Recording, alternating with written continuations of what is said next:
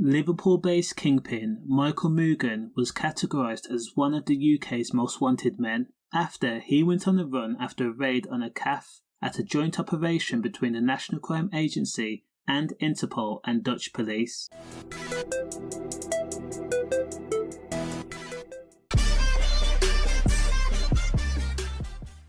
Michael managed to evade police for roughly 8 years, from 2013 to 2021. Now, Michael Moogan was one of the biggest cogs in the international distribution of Dr. Class A. Police say that Michael was responsible for selling and buying millions of pounds worth of white and H across the world. The audacious crime boss had initially disappeared after a raid on a café in Rotterdam in Holland in October of 2013.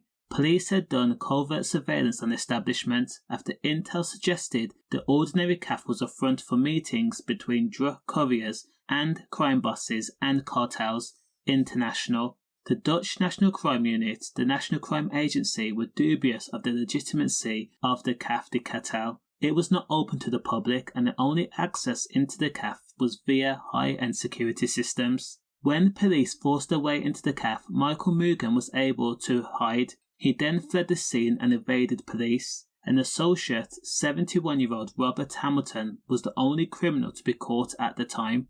It was reported that the café was used as a base to distribute hundreds of kilos of white into the UK on a weekly basis. Do the math. A profitable operation that made cogs theft man Michael Moogan a millionaire more than 4 times over. The 37-year-old kingpin had established trusted relationships with drug cartels in Latin America. Such was the positive business relationship that Michael made sure to pay for the hundreds of kilos in lump sum rather than consignment or installments. Despite multiple policing organisations ascending on Michael's operation, the crime boss remained hidden and compelled to keep the kilos entering the UK. It was said that Michael and his gang had implemented plans to import drug from Latin America to the EU, where he paid €500,000 at a time to his South American cartel. They would then arrange cargo shipments to Belgium. Michael told his criminal friends that he was able to bring white into the UK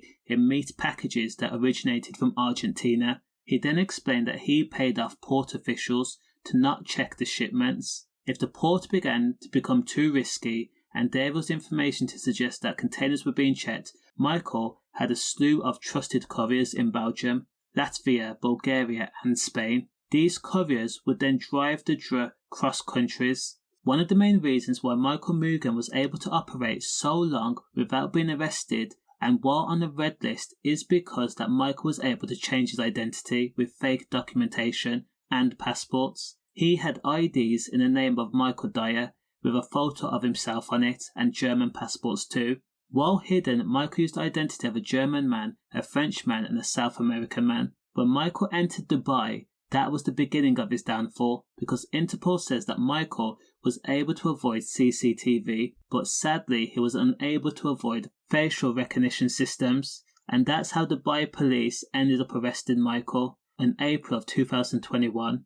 Now, when Michael Moogan was arrested, it was alleged that he told the NCA, "Listen, I'm tired now. Just get me up to Manny and get me in a Cat A prison. I'm done." You could see the stress in his face drain away after he was caught. Now, in court, Michael Moogan pled guilty to drug trafficking charges and was jailed for 14 years in 2017 and was sentenced for 12 years in jail for his role in a large-scale of international drug plot. Now, the National Crime Scene Agency investigator officer Ben Rutter says that Moogan did everything he could to avoid this day, but justice has finally been caught up with him. He was a major figure in the international drug dealing, probably one of the biggest crime bosses in the last 30 to 40 years.